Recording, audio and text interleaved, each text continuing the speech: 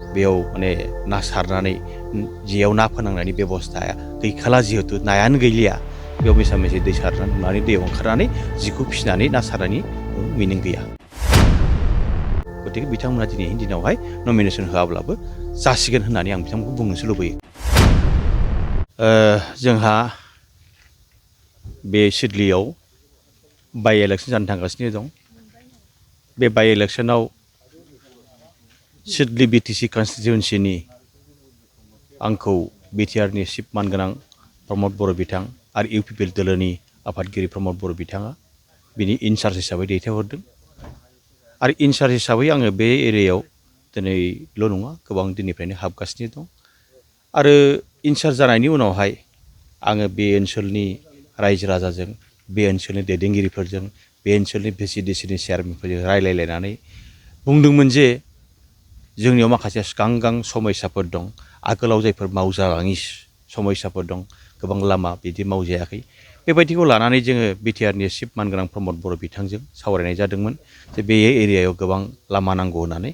आरो जोंनि रायजोनि बुंनाय आरो जोंनि बुंनाय बे ओनसोलनि रायजो राजानि बुंनायाव बिथाङा खोमा सुनानै दिनैहाय गोबां लामा बे सिडली कन्स्टिटिउन्सियाव आरो स्पेसियेलि निसिमा बिटिसि कन्स्टिटिउन्सियाव दिनै फिथा हाबाबो हाख'नो हायासै जों। ओरैबायदि बुरजा लामा बेयाव दिनै डिक्लेयार खालामनानै खामानि मावखांनाय आरो मावगासिनो थानाय आरो मावबाय थागोन बेनिबो जों गोबां दिनैहाय लामा बेखेवनानै होनाय जाबाय।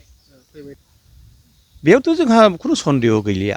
खारन आंथ' दिनै खावलायगोनसो जायफोर गुबुन राजनिति दोलोनि दिनै केन्डिडेट होनो ओंखारदों बिथांमोना मिसा मिसि बेयाव माने ना सारनानै जेयाव ना फोनांनायनि बेबस्थाया गैखाला जिहेतु नायानो गैलिया बेयाव मिसा मिसि दै सारनानै दैयाव ओंखारनानै जिखौ फिसिनानै ना सारनायनि खुनु मिनिं गैया। गतिके बिथांमोना दिनैनि दिनावहाय नमिनेसन होआब्लाबो जासिगोन होननानै आं बिथांमोनखौ बुंनोसो लुबैयो। खारन दिनैनि दिनावहाय 100आव 100 खोन्दो जे जों सिडली समस्तियाव जोंनि बिजाथि आरो इउपिपिएलनि बिजाथियानो देरहासिगोन बे रोखाखासै।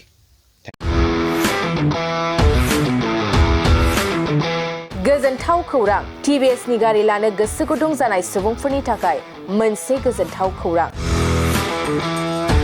चिरां जिल्ला बिजनीनि बागुरुम्बा टिभिएस गारि श'रुमा नोंथांमोननि थाखाय दुर्गा फुजानि धामाका अफार लानानै फैदों।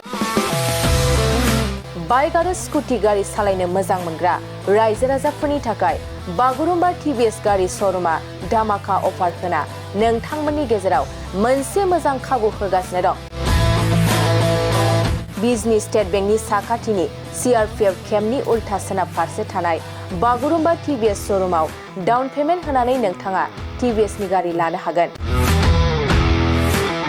नोंथांमोना बागुरुम्बा टिभिएस श'रुमाव फैनानै नोंथांनि लुबैनाय बायदि टिभिएसनि गारिखौ लांफैनो हागोन। टिभिएसनि गारि सालायनो मोजां मोनग्रा रायजो राजाफोरनि थाखाय बागुरुम्बा टिभिएस श'रुमा बेनि अनगायैबो गोबां मोजां अफार लाबोदों।